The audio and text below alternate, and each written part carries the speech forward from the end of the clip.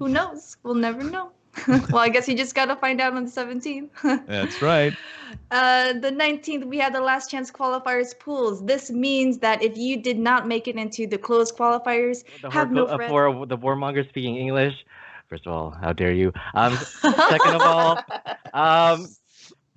but like it was also our idea the whole time to have a character that would speak in many languages. But instead, they taught me the true meaning of courage.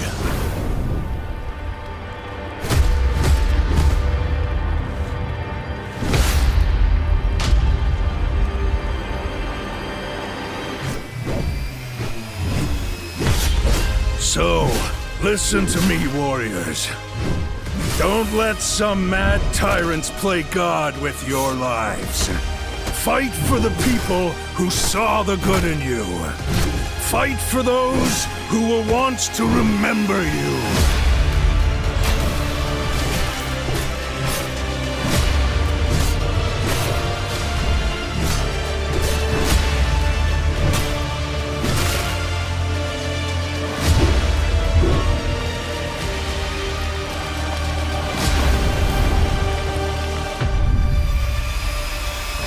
Come on, warriors.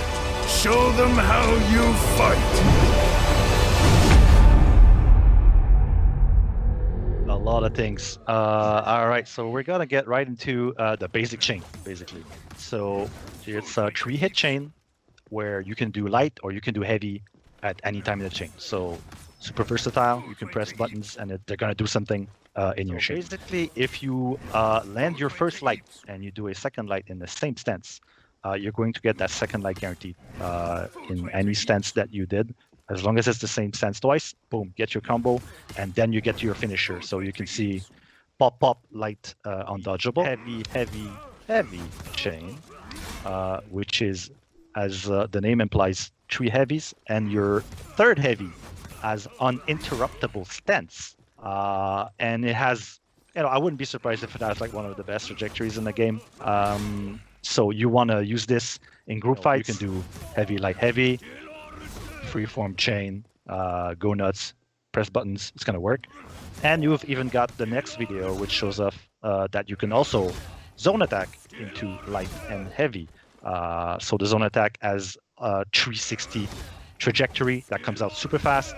So again, you can try to option select someone with that, and then turn the tables and get to your finisher and get the kill. The third option for your finishers, which is the kick,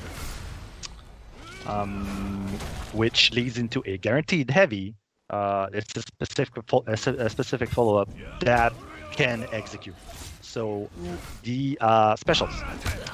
So you've got your Griffin's Shove, which is a back and guard break input. That it goes directly into your light and then to your finishers. So basically, you land your shove, there you go. You've got your mix-up with the finisher where you want to be. So it feels great to use. Yeah, so if it whiffs, you have a link still to your second light, second heavy. So if you've got a Jormungandr there trying to guard break you, you can just throw out your heavy and power right through that guard break.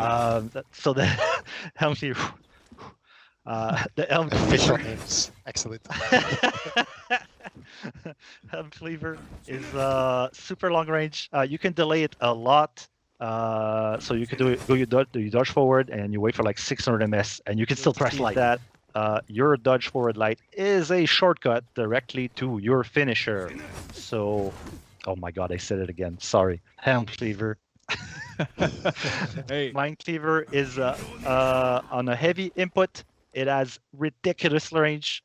You can be in a group fight, minding your own business, and then you see that external indicator pop up, and you're like, "What is this?" Okay, go for it. So you can go light combo, heavy feint, dodge forward, do your Mind Cleaver, get that roll, feel good about yourself, and then you can do your heavy finisher. Which, because, so you've got side dodge attacks as well that are on the heavy inputs as well. They will stick. So, boom, super lots of dodge frames on it, so it's gonna be super useful to dodge, anything that comes your way. And then you turn the tables again. You've got your finisher because it's a shortcut. So kick, light undodgeable, mix up, super threatening right off the bat. Let's keep going. So you've got the dauntless chase, which is not a shortcut to your finishers, by the way. That's your I'm sprint attack. this. My bad. Yeah. Okay, It's all I'm good. perfectly It's all set good. up. It's gonna come. It's gonna come soon. The timing wasn't there, but I like the where next you were video, at. which showcases another situation where you'll be in a group fight. Guy's not paying attention to you. You've got the Highlander on the side. Oh, he sees the opportunity. Boom, top heavy. There's your gang. If the Griffin lands this, they have to respect whatever Griffin's doing next. So it's a great way to start the fight, and it does some decent damage, right? I think it's like 10 damage or something. So shortcut to your finishers. So let's Which pretend is, that Stefan set it up beforehand for this, but now Yep, you can get yep. into it. Yeah, just imagine that we edited for this and we jumped ahead to this point, and some editing magic happening there for sure. So all right, your guard breaks. You can see the guard break here. You get a link directly to your finishers. So throw someone for a wall splat, and boom, there you go. You've got your free heavy finisher into reset. So a maximum damage there. Next, Ironclad Tactician. So that's a little something Griffin cooked up for us, where if he parries an attack, and he does an attack while he's parrying, you can also do your zone attack that will be also uninterruptible stanced. Is that like, did I conjugate that? You invented it. It is obviously, you're heavy. So you land a light parry in a group fight, throw the heavy out. Someone tries to interrupt you, he's gonna get tagged, and then you can get another double kill into execution. If someone ever does that. Did you want to add anything, Steph, up at this point? I'm a little scared too because we might go to the wrong video, but or at least maybe the right video and I'm in the wrong universe. But no, let's rock it. This is there's more fun to come. All right, there you go. So we've got feat 1, stern stare.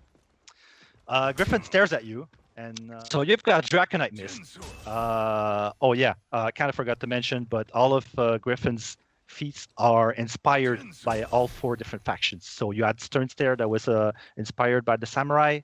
We've got the Draconite Mist, that's a Wulin inspired fit. Hits an opponent, triggers an AoE from that location that will heal all of your allies around this spot. So basically, super useful when you're like, damn, am I gonna get there in time to save my friend? He's about to die. Boom, snipe shot. You might even kill the guy that you were targeting, and you're gonna save your ally, and you can come into the fight. Hats off for audio design on that one. Absolutely amazing. So that's the Viking-inspired feat.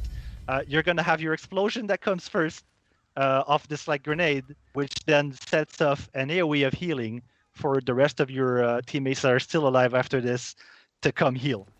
For a respectable amount. So big disruptive feat that does good damage and good healing at the same time. It's like the paladin kind of feel where you're killing people with the light. The danger healer. And basically what we're trying to do with these heroes is bring up their viability. We'll kind of break down like on a character by character basis. Doing react and feint. So this way, like it's okay. So we can do that's Valiant Breakthrough. So dodge for heavy into shoulder bash. We can do his sprint attack, lock shoulder bash, and last but not least, we can do neutral. We have neutral heavy into shoulder bash, and then we have a final thing here, where is also from his heavy finishers, right? So you go heavy into heavy finisher into shoulder bash. We have a little sneak peek of something else there. That's pretty cool. So that's the idea. Basically, Warren with this is able to go into like any of his moves except shoulder bash, target heavy on somebody else, tag people. They just can't stay still and block whatever you do. They actually have to do something, and forcing your opponents to actually act when they're around you in this manner is typically pretty strong because it forces them to do something, and when they're doing something, they're not attacking you. So that's the big idea. So heavy finishers are not unblockable when you are locked onto an opponent that's bleeding. So we can see a video of this, where we see Peacekeeper landing dagger cancel and then going to her heavy finishers, right? So with those heavy finishers being unblockable, it makes her, and it's like those heavy finishers become so strong and so scary, because out of heavy finishers she can dagger cancel, she can dodge, she can guard break, she can let it rip, she can feint, she can do everything. Basically, she has every single thing I want to add. Yeah, so we have a bit of video as to what happens with her zone attack being unblockable, and then all the options out of it. If Max plays the other videos. Yeah, so see, that was like soft feint to guard break. We have zone attack going into guard break. Yeah, okay. So then we have, what else we have? Finishers. And the heavy attacks from hidden stance are now undodgeable, right?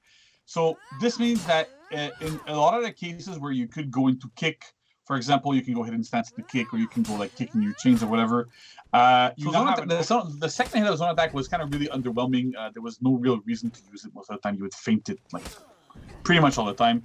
So now that second hit can actually soft feint into a bunch of different options. It can soft feint into kick, and it can also soft feint into her heavy finishers, right? So you have the utility of using it in a 1v1 where you have a mix-up with kick and undodgeable.